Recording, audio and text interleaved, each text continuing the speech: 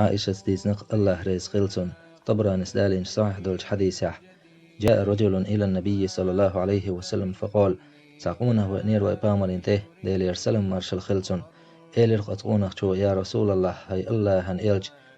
إنك لا أحب إلي من نفسي مجعود قويش وقصون حسيدي الله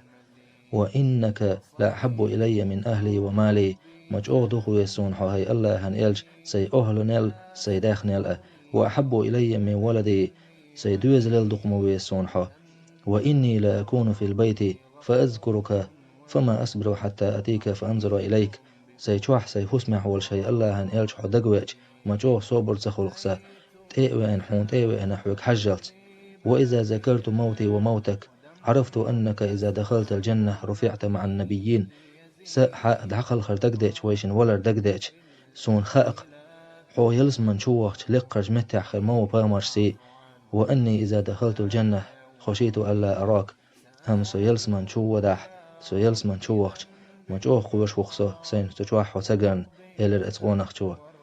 فلم يرد عليه النبي صلى الله عليه وسلم شيئا حتى نزل جبريل عليه السلام بهذه الآية بامر جبت دلرتن بامر هما زي لرتقح جبريل ملك عليه السلام دوسلت هر آية سي الله دال دوسير داختقح هر آية ومن يطع الله والرسول الله هنأتن إلشنا متعخلق من الولاحة فأولئك مع الذين أنعم الله عليهم من النبيين والصديقين والشهداء والصالحين وحسن أولئك رفيقا. الآية ديسير الله دال تقح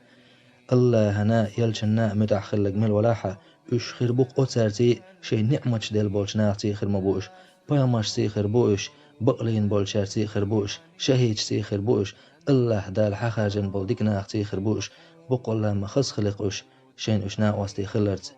إشتي آية ديسينا وتقونخشن دوغ حستير الله دال تندير وي الله ويشتلح وي إلشا ويشتلح صلى الله عليه وسلم وي الله هنازن إلشنا متعدلح وي خردوق بامش سي خردوه وتس إلشن سي خردوه بقلين بولشناغ سي خردوه شهيج سي خردوه الله دال حمل خاجن بول ديكناغ سي خردوه